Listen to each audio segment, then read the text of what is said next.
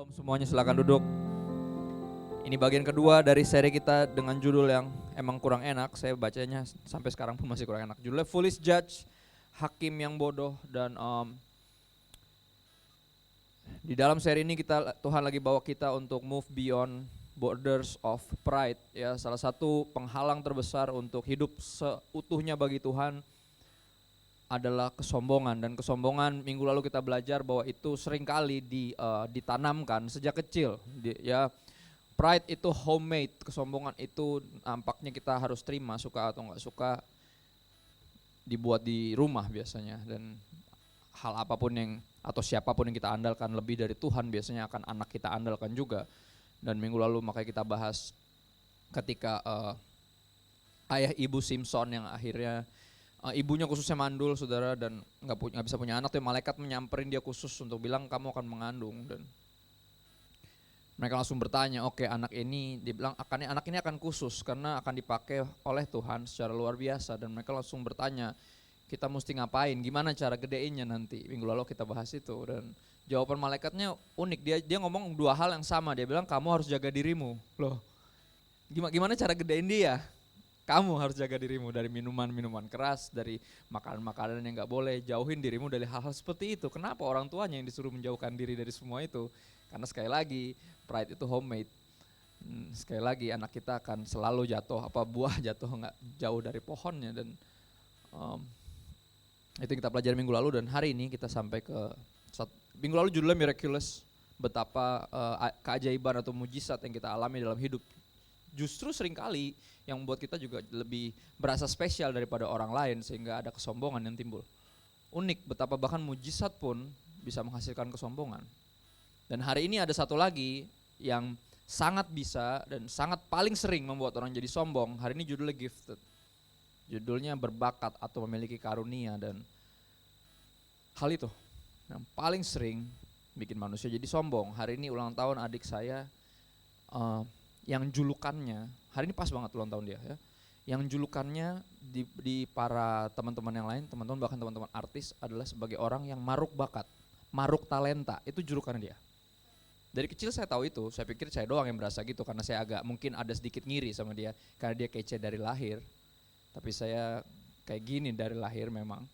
Dan saya berharap lebih ganteng dikit dan lebih putih dikit dan lebih tinggi dikit dan lebih lurus dikit rambutnya dan lebih kayak dia sebenarnya.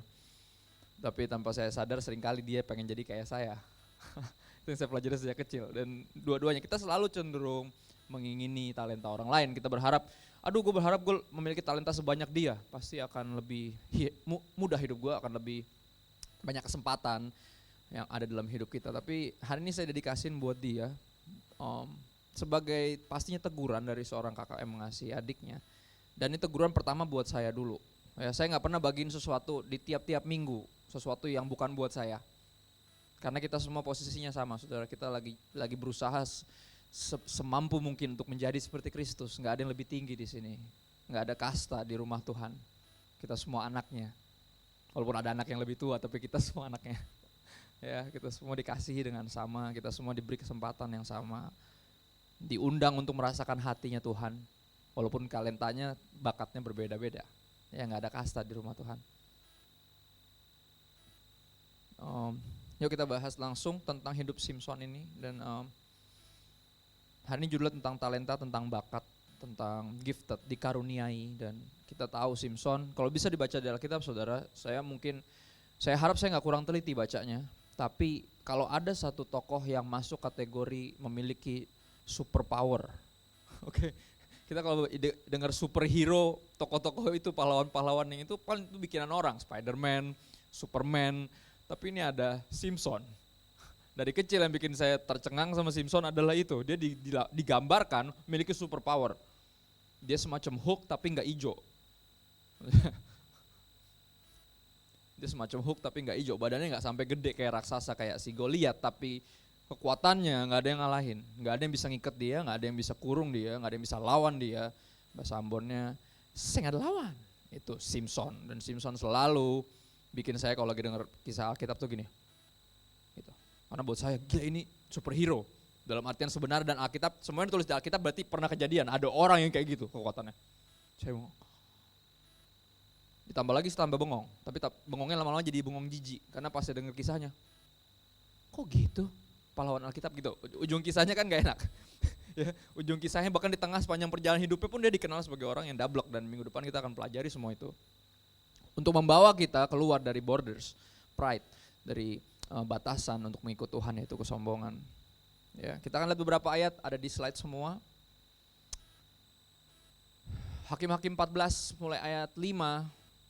Ada kesempatan di mana Simson bersama kedua orang tuanya jalan menyusuri satu kayak kebun anggur atau apa, tiba-tiba di tengah jalan disamperin sama ada dicegat sama singa. Ya. Seekor singa muda mendatangi Simson dengan mengaum. Singa muda artinya lagi kuat-kuatnya, saudara, lagi nyolot-nyolotnya. Ya, pada waktu itu berkuasalah Roh Tuhan atas dia. Saya akan garisin kata-kata ini terus karena ini kerap kali muncul lagi kayak gitu terus. Pada waktu itu berkuasalah Roh Tuhan atas dia dipenuhi Roh Kudus, sehingga singa itu dicabiknya seperti orang mencabik anak kambing tanpa apa-apa di tangannya, dengan tangan kosong. Gimana nggak begini denger ya? Kan gitu. Saya dengar kayak, say what? Singa itu dicabiknya seperti orang mencabik anak kambing. Gini, orang gila mana yang mencabik anak kambing dengan tangan kosong? Itu aja udah nggak masuk di akal. Ini singa, lebih parah lagi. Superhero. Tapi dijelaskan di sini berkuasalah Roh Tuhan atas dia. Jadi kekuatan dia jelas berasal dari Tuhan, bukan dari dia, bukan satu. Dan gini, beberapa kita seringkali menganggap bahwa talenta atau bakat itu seringkali bawaan lahir, dan seolah kita berpikir kita kece dari lahir. Ya kan, ya beginilah udah takdir kan gitu. Akhirnya kita selalu berpikir, oh gue istimewa, dikasih kelebihan dibanding yang lain, dan rasa istimewa tadi seringkali bisa bikin orang sombong tanpa dia sadar. Tanpa dia paham bahwa semua orang pasti punya, pasti dipercayakan sama Tuhan. Ya ada yang 5 memang, ada yang 2 memang, tapi ada yang 1, tapi gak pernah ada yang gak dikasih. Pasti ada, minimal 1. Ya. Dan ketika talentanya lebih dari 1 memang suka berasa memang. Ya saya gak ngomong tentang adik saya ngomong tentang saya sendiri. Ya. Saya ngomong tentang siapapun yang denger ini, bener atau bener, pasti bener. Kita berasa dari lahir, mau gimana dong, gue emang kayak gini, gue emang bisa ini, gue emang bisa itu. Tapi dibilang berkuasalah Roh Tuhan atas dia.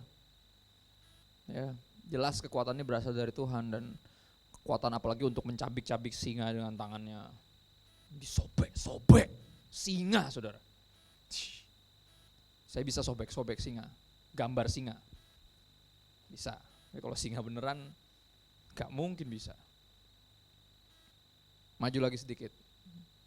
Hakim-Hakim 15 kalau nggak salah langsung.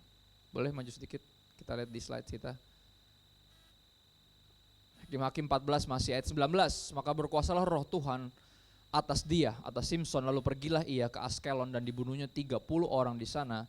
Diambilnya pakaian mereka dan diberikannya pakaian yang bagus-bagus itu. Ya. Kepada orang-orang yang dapat memberi jawab teka-teki itu. Ngapain bocahnya di sini, saudara? Kalau saudara tahu ceritanya, dia bikin taruhan. Konyol memang orangnya. Dia bikin taruhan. Dia dikasih kasih teka-teki. Siapa yang bisa tebak, nanti gue kasih baju bagus. Akhirnya nggak ada yang bisa tebak karena teka-teki susah. Tiba-tiba ada satu cewek yang dia naksir dan deketin dia. Simson, kamu sayang nggak sih sebetulnya sama aku? Apa sih jawabannya? Dan cewek ini ternyata udah diakal-akalin sama orang-orang itu untuk tanyain dong sama cowok lo apa sih jawabannya. Dan tiba-tiba dia jawab, terus Simson sampai kesel. Dia bilang, ini pasti gara-gara lu pasti ini cewek gue nih, pasti lewat cewek gue deh pasti lu dapet informasi terlarang ini gitu. Akhirnya dia kesel karena kalah taruhan, karena bisa dijawab. Akhirnya itu. Ini kan sebuah tingkah laku yang sangat amoral, benar gak? Immoral sebenarnya, rusuh banget. Dia pergi satu kota, dibunuh 30 orang, diambil baju-bajunya yang bagus-bagus, saudara. Bukan baju biasa, baju yang bagus-bagus. Jadi ini orang-orang kaya, 30 orang dibunuh semua. Tapi kok ada kata-kata berkuasalah Roh Tuhan atas dia gitu loh. Saya saya hampir kayak, kok gini sih? Jadi Tuhan mengizinkan dia melakukan hal itu? Enggak, Tuhan gak mengizinkan dia melakukan hal itu. Ya, Tuhan gak mengizinkan. Tapi ini yang ironis. Saya gak bisa berani bilang ironis, tapi kenyataannya begitu. Beberapa orang kita akan kesel ngeliat hidupnya, tapi gak bisa dipungkirin bro, dia berbuah bro. Lagu-lagunya masih kita nyanyiin sampai sekarang. Ya kan? Khotbah-khotbahnya tuh wah, merubah hidup banyak orang bro. Yang penting dia dipakai Tuhan, bukan masalah itu. Ada problem dimana kita berpikir ketika Tuhan nampaknya masih mengizinkan ada talenta dan bakat yang gak langsung diambil sama dia. Kita pikir orang itu dikontrol seperti boneka sama Tuhan. Saudara mesti ngerti, salah satu contoh di Alkitab yang paling gak enak tentang hal ini adalah Musa. Musa itu, kita tahu kisahnya, dia gak masuk tanah perjanjian, benar gak? Kenapa? Karena dia gak bisa ngontrol amarahnya dia. Tuhan bilang gini, mereka lagi kehausan waktu itu, semuanya ngeyel. Haus nih, kayak kurang kuburan, kayak kurang minuman di Mesir, semuanya gitu, ngoceh-ngocehnya selalu ingat-ingatin zaman dulu. Aus, dia kesel. Terus Tuhan bilang sama dia, ya udah ngomong sama batu ini, nanti keluar air. Karena dia kesel, dia nggak ngomong, dipukul batunya. Nah, dia kesel, wajar dong marah. Dan ini yang ngeri saudara, yang ngeri adalah batunya tetap mengeluarkan air, walaupun yang dia lakukan salah. Tapi Tuhan nggak memperhitungkan itu. Dibilang dia nggak masuk tanah itu, dia cuma lihat dari jauh. Karena Tuhan suruh berfirman doang ke batu itu ngomong, akan keluar air, malah dipukul sama dia. Yang paling ngeri adalah tetap terjadi mujizat. Dan itu yang ngeri, saudara, dalam hidup ini nggak bisa kita patokin keajaiban apa yang Tuhan pakai, yang lakukan lewat kita. Kita patokin itu sebagai tanda bahwa dia suka sama yang kita lakukan. Mana mungkin Tuhan berkenan Simpson bunuh 30 orang untuk dapetin baju karena kalah taruhan. Give me a break, benar? Jujur, gak mungkin. Tuhan yang mana yang ini? Saya gak pernah dengar di sekolah minggu, makanya bacanya pelan-pelan. Tapi mesti hati-hati juga, jangan curiga sama Tuhan. Ya, apapun yang dia perbuat tak ada maksud jahat, gak mungkin. Gak mungkin dia mendukung Simpson melakukan hal ini. Tapi yang paling ngeri adalah Tuhan tetap ada dalam dirinya. Roh Tuhan tetap ada di situ, karunia-Nya tetap ada di situ, nggak langsung diambil serta-merta. Walaupun dia pakai untuk hal yang jahat, dan ini yang kita mesti sangat hati-hati. Khususnya yang memiliki bakat, memiliki talenta, gifted, orang-orang yang dikaruniai ini mesti hati-hati sekali. Jangan patokin bahwa keajaiban-keajaiban itu yang membuat kita berpikir, oh he's still on my side. You see, kalau tanpa dia nggak bisa nih kayak gini. Ada satu orang yang ngaku sebagai Yesus Kristus dari Filipina. Saya pengen pasang videonya, saya tergoda, cuman saya nggak mau ngebully siapapun di khotbah saya. Konon itu yang membuat seorang nggak bisa jadi pendeta besar karena terlalu banyak ngomongin orang lain di khotbahnya. Gosip pelayanan. Saya bukan mau ngegosip, saya mau kasih contoh doang. Beberapa yang benar-benar nggak banget gitu loh. Orang ini, saya nggak perlu sebut namanya, sudah bisa cari di internet, sangat terkenal. Di sana dia hidup di tengah-tengah orang-orang miskin yang melayani dia tanpa dibayar karena dianggap pelayanan, karena orang-orang itu percaya bahwa dia adalah jelmaan Yesus Kristus, titisan Yesus Kristus. Di Filipina dia punya rumah besar banget yang disebut The Garden of Eden, Taman Eden. Wow, semua orang, cita-cita orang-orang anak-anak kecil yang miskin di pinggir-pinggir perkampungan itu, kalau ditanya cita-citanya mau apa dalam hidup, saya mau masuk Taman Eden. Dia cuma pengen masuk rumah gede itu doang. Dan tiap minggu ada kunjungan masuk ke situ untuk ngeliat, dan orang ini punya pesawat jet pribadi, helikopter, motor-motor gede. Dan sekelilingnya miskin. Tapi karunianya yang ini yang benar-benar nyebelin, dia bisa nyembuhin orang. Bisa nyembuhin orang dan membuat dia dihormati sebagai Yesus. Wow. Saya sering dalam hati kayak, kenapa sih orang kayak gini dikasih karunia segitu besar? Nyebelin gitu. Kenapa gak diambil aja sih? Bukan diambil nyawanya ya, saya gak pernah berdoa buat orang mati saudara. Diambil karunianya apa kayak gitu loh. Tapi kenapa kayaknya tuh, kok dia selalu bilang gitu. Kalau emang kalian, kalau emang bukan Tuhan, dia bilang, yang melakukan hal ini. Kalau emang bukan Tuhan yang menunjuk saya sebagai Kristus di bumi. Widih. Saya gak bakal bisa melakukan ini semua. Saya nggak bakalan bisa. Dia bilang, ya bisa lah Pak, Bapak bohongin orang, habis itu orang pada kasih sumbangan, bikin rumah gede, bukan bikin rumah ini kata dia. Saya nggak mungkin bisa nyembuhin orang kalau memang bukan Tuhan yang memberikan kuasa kepada saya. Wow, dia ngomong gitu. Kalau emang bukan, kamu tahu pesawat jet pribadi saya, dia bilang, itu Tuhan udah kasih nubuatan kepada saya di tahun berapa gitu. Nanti kamu akan punya pesawat jet. Dan itu beneran kejadian. Semua yang saya punya ini semua dinubuatin, Tuhan udah kasih tahu kepada saya. Wih, bawa Tuhan terus pusing kan, makin kesel. Karena apa ya, sekelilingnya udah miskin kayak gitu dan dia bikin istana di sana.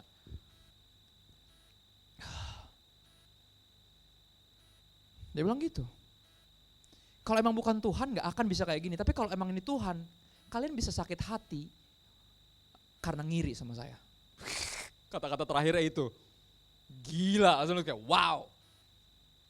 Sangat-sangat immoral. Sangat-sangat sombong pastinya dia ngomong gitu. Kalau emang bukan Tuhan nih gak bakal bisa, tapi kalau emang ini Tuhan kalian hanya bisa ngiri. Dan silakan sakit hati. Melihat hidup saya. Wah, saya nonton itu langsung kesal kan, nonton di TV biasa saudara. Bukan TV rohani, gak mungkin TV rohani masuk yang gini-ginian. Jadi bahan cemoohan akhirnya. Karena yang dia punya sepertinya nampaknya kekristenan. Kristen semua angkat tangan, pakai baju putih, nyanyi lagu, nangis. Ada kesembuhan maju disembuh-sembuhin. Wow, Kristen banget sih. Tapi wow. Ya. Berikutnya Hakim-Hakim 15, slide berikutnya. Hakim-Hakim 15 ayat 14, maka berkuasalah roh Tuhan atas dia. Lagi kata-kata yang sama berulang-ulang. Dan tali-tali pada tangannya menjadi seperti batang rami yang telah habis dimakan api dan segala pengikatnya hancur tanggal dari tangannya. Lihat dia gak bisa dibelenggu, dia gak bisa ditahan. Nobody can control him. Gak ada yang bisa tahan dia, gak ada yang bisa menggerakkan dia dan gak ada yang bisa kontrol dia. Kalau bahasa rohaninya zaman sekarang, gak ada yang bisa ngomong sama dia. Dia orang yang sangat gak mau dengerin siapapun karena berasa roh Tuhan ada padaku. Apa? Situ ngomong apa? Tuhan ngomong sama gue gini bro. Tuhan yang mana? Kok Tuhan gak ngomong sama gue? Gitu tuh mentalnya. Gak bisa diomongin sama siapapun. Gak punya respect kepada siapapun. Tapi kata-kata ini muncul terus. Maka berkuasalah roh Tuhan atas dia. Dia dibelenggu tali-talinya jadi kayak batang rami yang habis dimakan api. Tinggal begini dong, seret, kayak diikat pakai tisu gitu loh.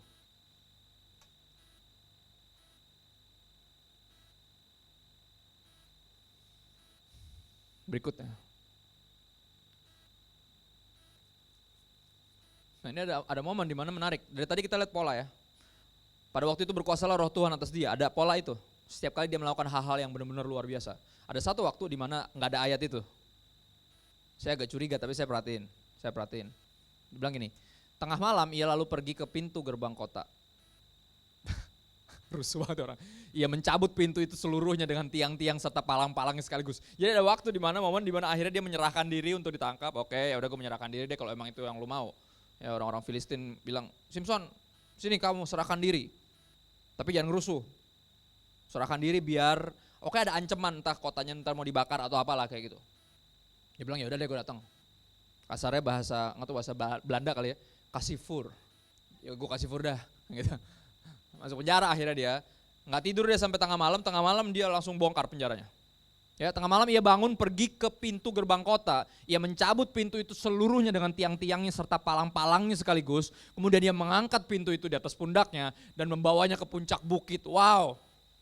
Dudes mad strong, terlalu kuat, strong bet dah bahasa Betawinya. Saya sebagai anak kecil pas baca gini-gini kayak, oh my god, ada ya orang kayak gini, kirain cuma di film. Pernah ya ada yang makhluk ya bernama Simpson dan hidup beneran dan segitu kuatnya, gila. Ini kan satu moto yang dia punya sama Hulk. Saya yakin Hulk mungkin terinspirasi sama ini. Nggak tahu siapapun yang bikin Hulk ya kan, you don't like me when I'm angry. Karena kalau dia marah tadi singa cabik-cabik, ya kan dia kesel, taruhan kalah 30 orang dibunuh. Dia pernah nyalain sumbu-sumbu Anjing banyak tuh dilepas tuh anjing kebakaran semuanya gara-gara dia. Gara-gara dia apa? Marah. You don't like me when I'm angry. Itu kayak gitu. Mungkin itu doang yang bedain, bukan karena tapi dia nggak hijau. Di Alkitab adanya yang merah, berbulu merah. Ya, ada Esau dan Yakub. Esau digambarkan berbulu merah. Mungkin kalau kebanyakan nonton film kartun ada sosok namanya Elmo. Elmo berbulu merah, mungkin dia mirip kayak gitu. Tapi nggak ada yang berbadan hijau di Alkitab. Sama adanya Simpson. Sekuat dia dan sepemarah Hulk. Gila, dicabut palangnya, dibawa semua, diseret semua sampai atas. Rusuh banget. Orang juga ngeliatnya kayak, waduh, lu gak mau pengen macam-macam sama dia deh. Kelar hidup lo. Ya kan? Siapa yang berani sama dia? Beberapa orang saking terlalu bertalenta, terlalu berkarunia, terlalu gifted, sampai orang-orang udah nggak berani ngomong lagi sama dia. Jangan sentuh saya,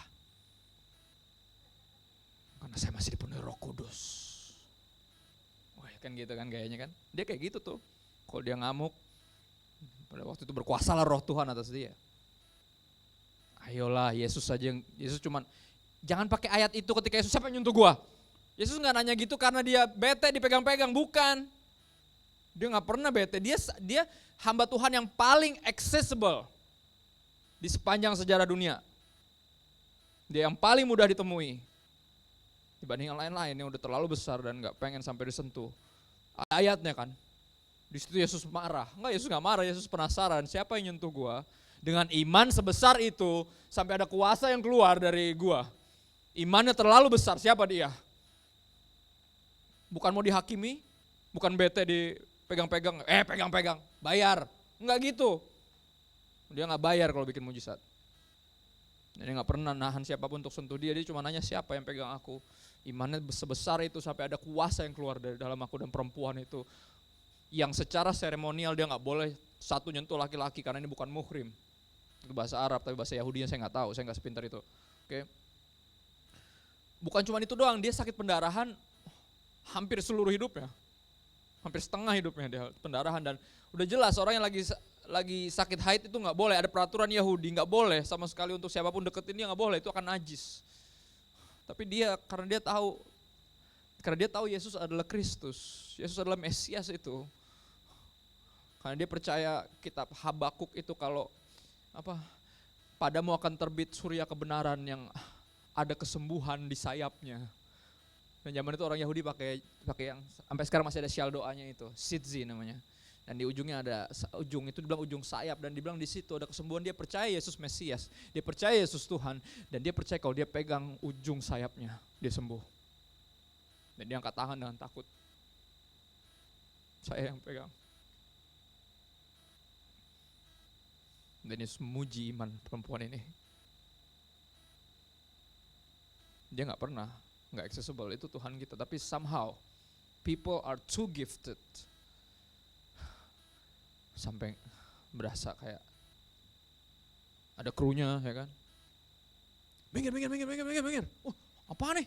Angkat tangan, apaan sih? Minggir, suruh keluar dari lift. Pas lihat, hambanya mau masuk liftnya aja gitu amat bro, bikin lift sendiri. Kaget saya bener, kirain ada siapa, presiden apa siapa.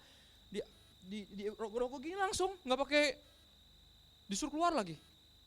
Hambanya mau masuk.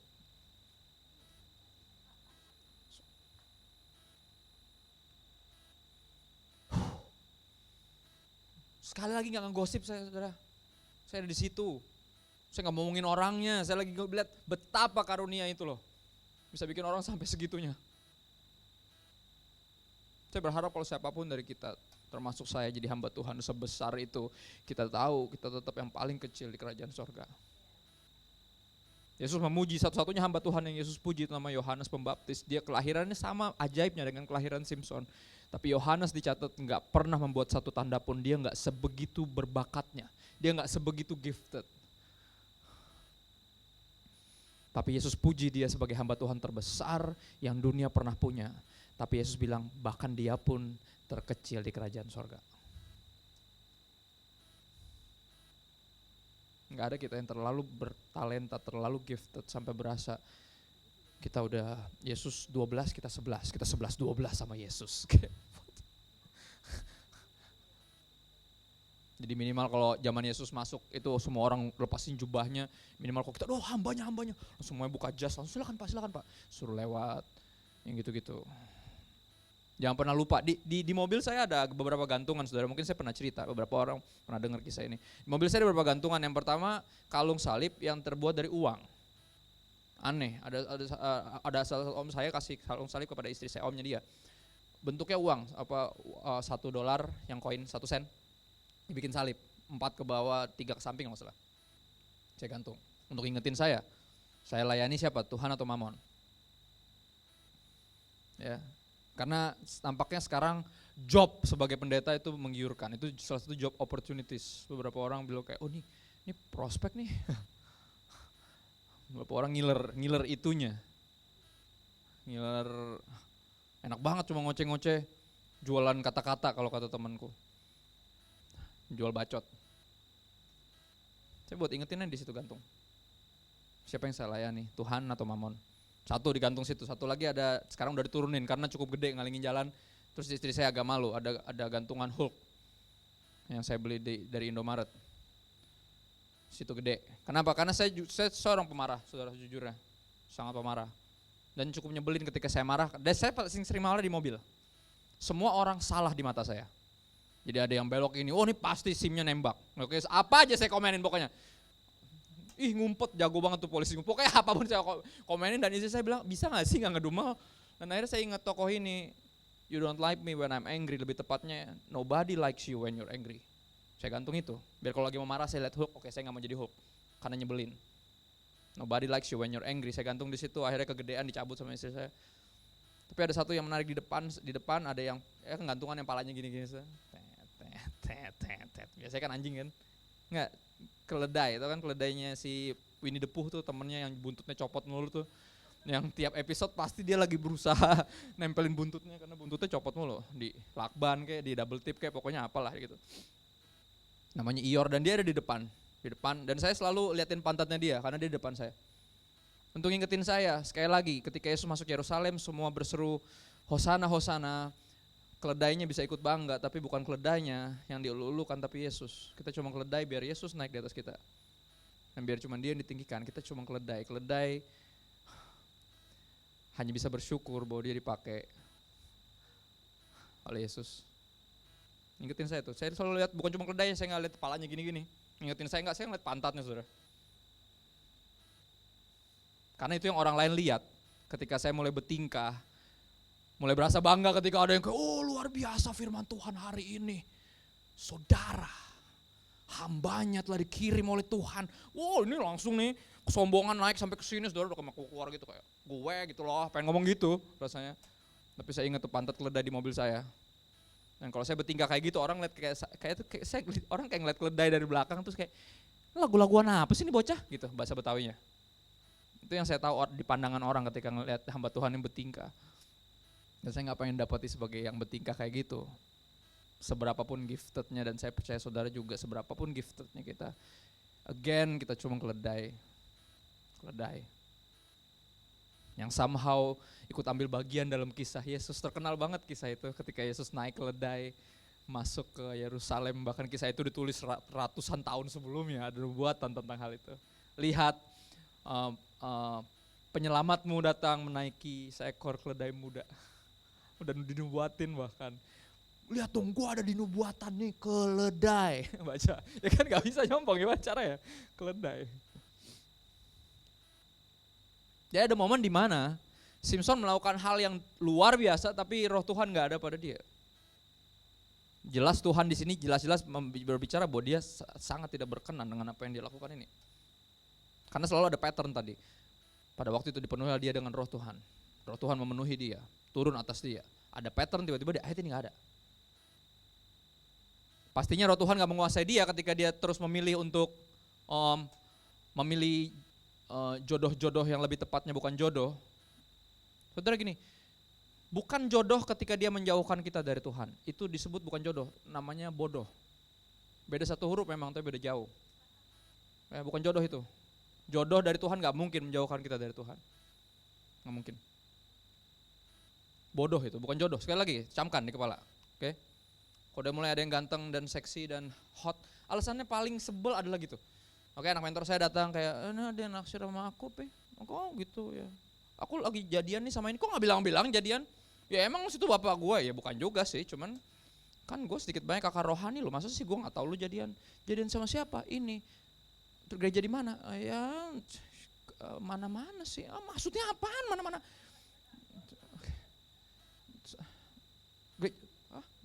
Ya agamanya nggak, ya sama lah, sama-sama Yesus lah. Masa sih gitu dong, kayak kenapa tuh jadi sama dia, kenapa emang nggak ada anak Tuhan sama-sama anak Tuhan yang sama-sama, nggak ada memangnya. Ya habis hot kak, ya serius lu, alasannya hot, neraka juga hot. Apa yang lu pikir di kepala lu gitu, gagal paham saya. Dan Simpson masuk kategori itu, kita tahu kan.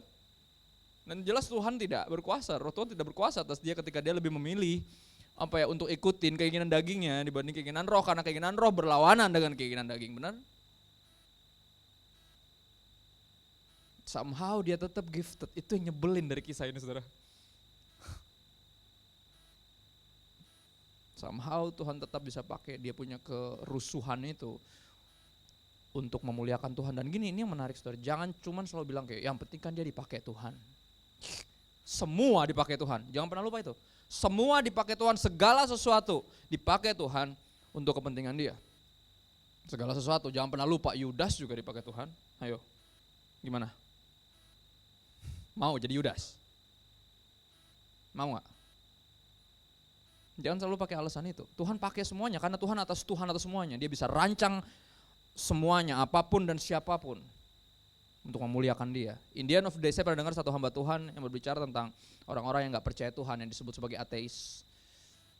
Salah satu pendebat paling luar biasa dari kekristenan adalah teman-teman ateis, pinter-pinter banget. Berapa kali mereka ngomong, saya bilang, ntar dulu, gue lagi loading, ntar dulu, belum nyampe. Aku selalu bilang gitu, karena gak nyampe otak saya. Panas, sampai kalau ngobrol tuh kayak keluar asap gitu dari kuping. Aduh pinter banget, aduh gitu. Saya berharap saya lebih pinter sedikit, sehingga bisa jawab apa yang dia jawab, yang dia tanya, dan saya nggak sepinter itu. Saya berharap saya sekolah sungguh-sungguh dulu, tapi saya masuk IPS, jadi kalau sungguh-sungguh di IPS mau ngapain, nggak ngerti ketika dia ngomong tentang alam semesta dan kuantum, molekul, dan kenapa, aduh, error, entar. Sirkuit gue belok dikit, hampir stegi, setengah gila, ntar dulu, apaan tuh barusan? Salah satu hamba Tuhan, John Piper, bilang gini tentang teman-teman ateis. Dia bilang gini, bahkan ateis sekalipun akan memuliakan Tuhan. Hah?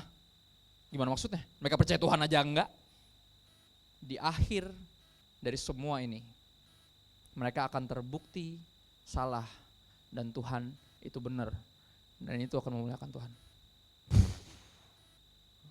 Saya gak pernah mikir sampai sana. Jadi kalau kita belum bisa buktikan mereka salah saat ini, itu bukan tugas kita.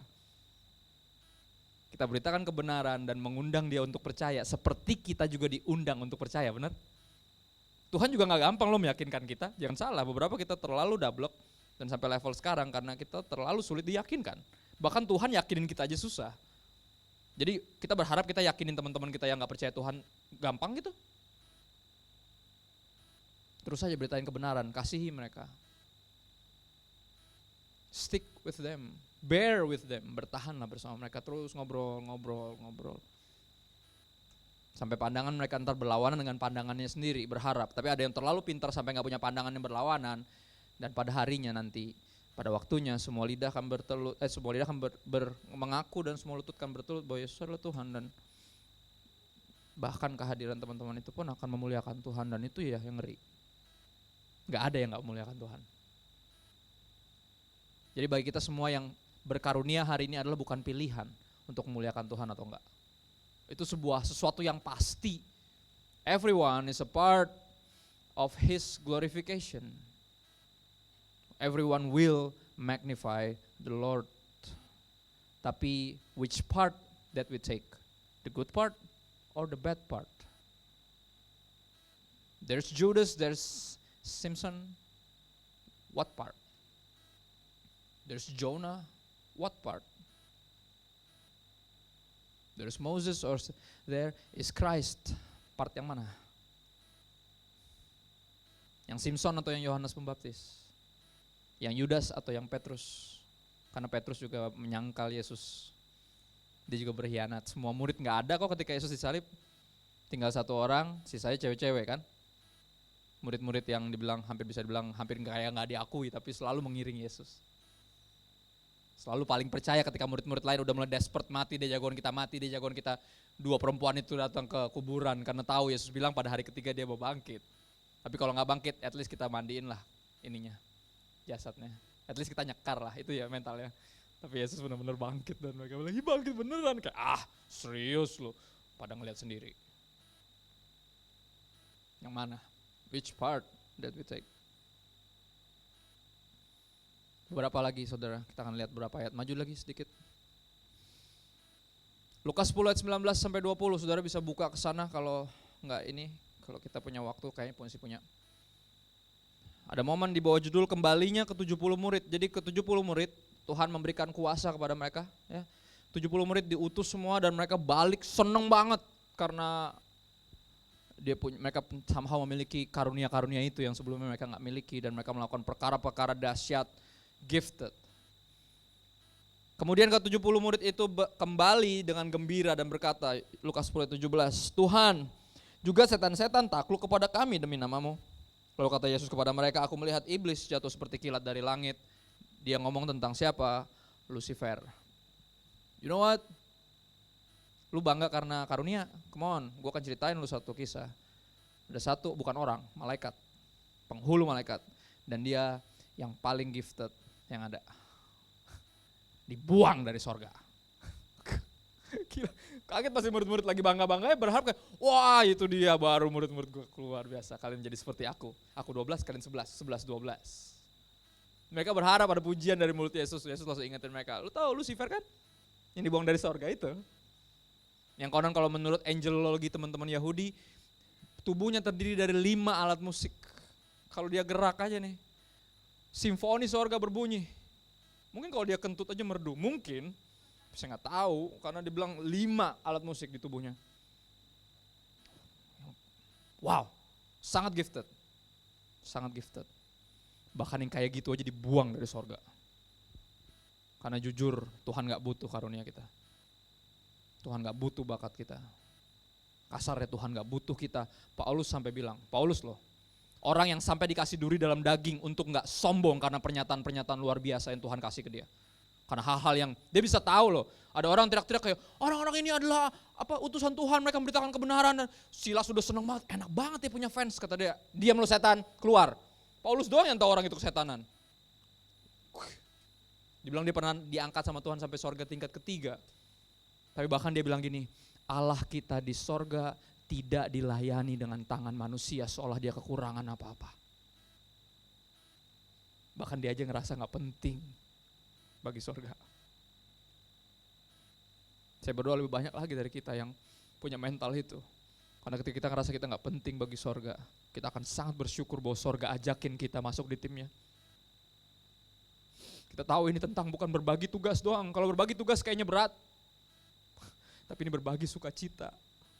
Karena gak ada yang lebih indah daripada melayani Tuhan. Diizinkan untuk melayani dia dengan tangan yang kotor ini. Tangan yang pasti pernah bikin dosa. Pasti berlumuran darah, dengan mulut ini yang pasti pernah ngomongin orang. Pasti pernah fitnah orang, pasti. Tapi somehow dia tunggu pelayanan kita. Dia tunggu nyanyian kita. Dia cari ketika kita nggak ada. Jujur, gereja nggak butuh siapapun dari kita, termasuk saya nggak butuh. Tubuh Kristus adalah tubuh Kristus. One day Tuhan akan datang, sang kepala akan datang. Tapi kalau kita diajak, diingetin bahwa kita bagian, ayo ambil bagian, ayo. Sorga lagi berbagi sukacita. Kalau kita yang nggak ambil bagian, siapa yang rugi tebak? Siapa yang rugi tebak? Kita sendiri yang rugi. Kita sendiri yang rugi. Beberapa orang yang sangat setia di gereja pasti bukan cuma pernah, tapi sering dan sampai sekarang masih terus melihat mujizat di depan hidungnya. Makanya ada di sini. Gak neko-neko buat Tuhan karena tahu semua darinya, semua untuknya. Gak usah ngomongin peraturan sama mereka, mereka akan melakukan apapun Disuruh maupun disuruh, diminta maupun gak diminta. Cinta membuat kewajiban jadi kerinduan, dan ketika itu kita tahu kita lagi jatuh cinta.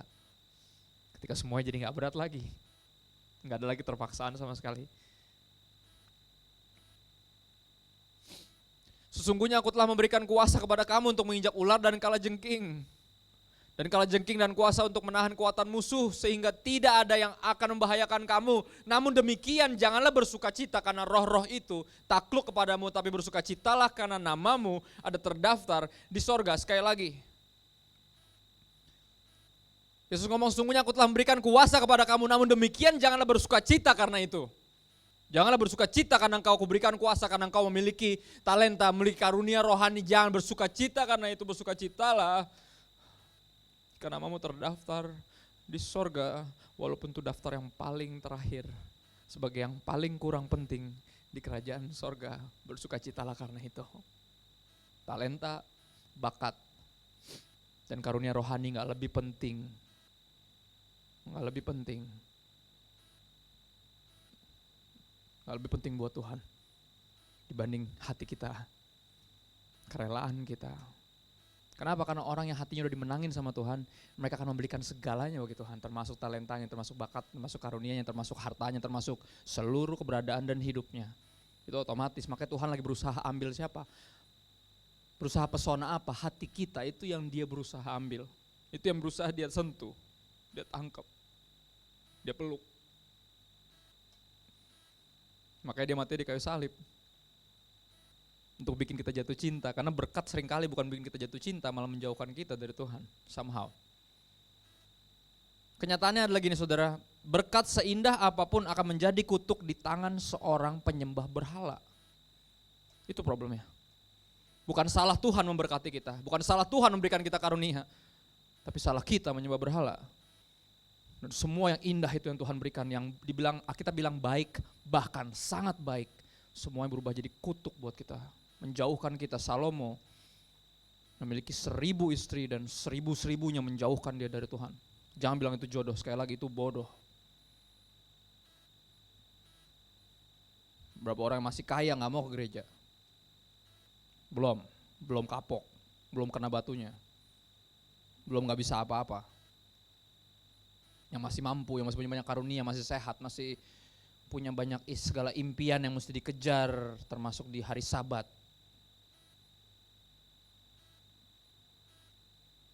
Namun demikian janganlah bersukacita karena itu, kata Yesus. Bicara tentang gift, bicara karunia, bicara bakat, talenta. Tuhan bilang, aku yang memberikannya dan kamu jangan bangga karena hal itu. Jangan banggain itu, banggain aku. Oh ya, jika mau bermegah, kata Paulus, bermegahlah dalam Tuhan pastinya. Yang kita mesti sombongin dianya, bukan apa yang kita bisa karena dia atau apapun itu. Ayat terakhir saudara. Di Matius 7 ayat 21 sampai 23, 3 ayat yang pernah merubah seluruh hidup saya. Dan sampai detik ini masih terus mengingatkan saya bahwa ini bukan tentang menjadi besar di bumi, terkenal di bumi, karena semua karunia yang Tuhan berikan. Karena benar, jujur ini kenyataannya, orang yang paling berbakat adalah orang yang biasanya paling punya kesempatan untuk tenar di dalam hidup ini. Dimulai dari artis sampai hamba Tuhan, atau hamba Tuhan yang mulai jadi ngartis, apapun itu bentuknya. Fame, saya pernah khotbahin ini dulu. Saya kasih contoh dua hamba Tuhan besar, satunya Justin Bieber. Emang dia hamba Tuhan? Enggak, artis maksudnya. Satunya lagi Benny Hinn. Saya kasih gambar itu dua, kenapa? Karena mirip posenya. Ya kan, Justin Bieber pakai baju putih. Lagi begitu. Pas lagi begini semuanya maju ke depan. Merangsek bawa pegang tangan dia. Terus ada Opa Benny yang The Lord says to me, gitu. Dia lagi begini sama, semuanya langsung berebut mau pegang tangannya dia. Saya bilang, ini mirip banget nih. Dua-dua punya kesempatan untuk memuliakan Tuhan atau memuliakan dirinya. Jangan pernah lupa tokoh yang kita tahu di Alkitab yang memuliakan dirinya namanya Lucifer. Ketika kemuliaan dia pikir bisa dibagi dua. Biar segala kemuliaan dibagi dua. Hah? Bagi dia bukan bagi dua. Bagi dua. Satu huruf salah jauh. Kan udah bilang tadi. Bagi dua. Bagi dia aku bagi dua. Ya kan Lucifer berpikir gitu kan. Masa dia doang yang ditinggikan, gue juga bisa dong. Dia ngiri sama Tuhan, dia bilang kenapa gue juga gak ditinggikan. Yesus, kenapa coba Yesus, kenapa gak? Tuhan, saudara gini, orang manapun yang mengambil kemuliaan bagi dia, mereka akan jadi monster, akan berubah jadi monster. Ketika malaikat, Tuhan gak ciptain pendosa, Tuhan gak ciptain setan. Tuhan ciptain malaikat dan ciptain manusia. Malaikat yang menolak menyembah Tuhan jadi setan. Ya, dia mau menolak meninggikan Tuhan, dia mau meninggikan diri. Dia jadi monster, si Lucifer itu. Ya. Dan ketika manusia juga mestinya meninggikan Tuhan tapi menolak meninggikan Tuhan, jadi meninggikan diri, mereka jadi yang seperti Lady Gaga bilang, monster. Orang-orang yang menyalahgunakan talenta, menyalahgunakan karunia, menyalahgunakan kemuliaan Tuhan buat Tuhan, bukan buat kita. Jangan ambil sedikit pun kalau kemuliaan Tuhan. Pada hari terakhir banyak orang akan berseru kepadaku, Tuhan, Tuhan, bukankah kami bernubuat demi nama-Mu? Ini pasti hamba-hamba Tuhan besar, saudara. Hadirilah. Saudara, kasih alamat email saudara. Nanti dikasih rekamannya pas dia lagi ngomong sesuatu tentang saudara. Di email, udah lupa, akhirnya gak di email. Pakai bahasa Inggris kita gak ngerti. Tahu yang gitu-gitu? Yang gitu-gitu terkenal saudara. Ngantri orang tuh. Pengen semuanya saya penasaran nih Tuhan, sebenarnya saya cocoknya kerja di air apa di udara apa di darat. Yang gini-gini tuh rame saudara. Kayak apa kali gitu kan. Rame berbondong-bondong. Bukankah kami bernubuat demi nama-Mu? Bahasa Indonesia masa kini nulis menarik. Bukankah kami sudah menyampaikan pesan Allah demi nama-Mu? Wow, saya langsung kena berasanya. Karena saya gak berasa punya karunia nubuat saudara. Pas saya baca bahasa Indonesia masa kini, loh. Ini tentang pengkhotbah nih yang menyampaikan pesan dari Tuhan. Demi nama-Mu. Hari terakhir bisa teriak-teriak. Bukankah itu artinya penuntutan loh. Bukannya gue kok gini? Yang gitu. Wow.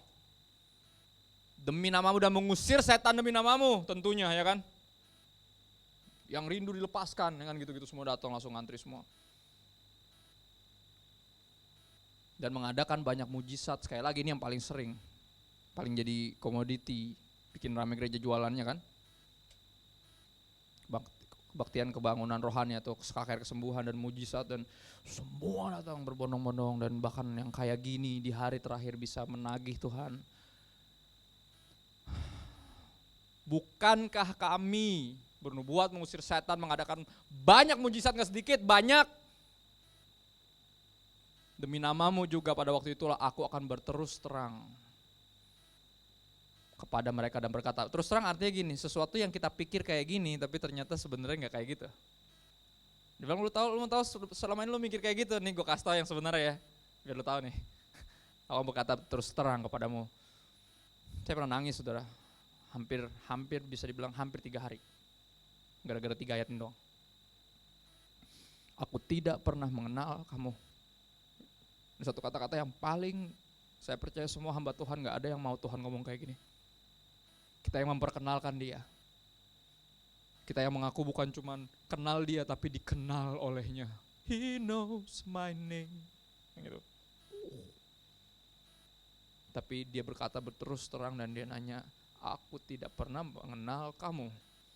Nyahlah daripadaku kamu sekalian pembuat kejahatan. Kenapa saya garisin? Karena bahasa aslinya menarik, tulisannya artinya anomia. Anomia itu artinya orang-orang yang hidupnya suka-sukanya sendiri.